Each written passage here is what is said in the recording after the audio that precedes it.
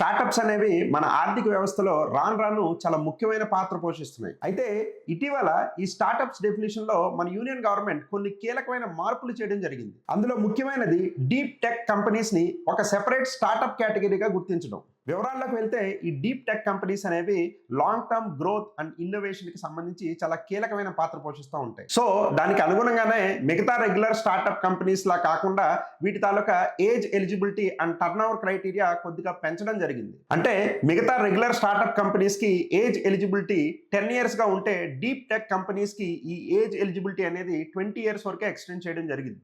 అదే విధంగా turn over పరంగా చూసుకున్నట్లయితే రెగ్యులర్ స్టార్టప్ కంపెనీస్ కి 200 crores టర్న్ ఓవర్ గా ఉంటే డీప్ టెక్ కంపెనీస్ కి 300 crores టర్న్ ఓవర్ లిమిట్ గా గుర్తించడం జరిగింది. ఇంకొక ఇంట్రెస్టింగ్ పాయింట్ ఏంటంటే కోఆపరేటివ్స్ ఆర్ సహకార సంఘాలు ఒక కొత్త కేటగిరీ ఆఫ్ స్టార్టప్స్ గా ఇక మీదట గుర్తించడం జరుగుతుంది. మొత్తంగా చూసినట్లయితే ఈ డెఫినేషన్ లెవెల్ మార్పులతో పాటు ఇంకా ఏ రకమైన సిస్టమిక్ రిఫార్మ్స్ తీసుకొస్తే ఈ స్టార్టప్స్ అనేవి వాటి ఫుల్ పొటెన్షియల్ కి తగ్గట్టు గ్రో అవుతాయి. మీ ఒపీనియన్ ని కమెంట్ చేయండి.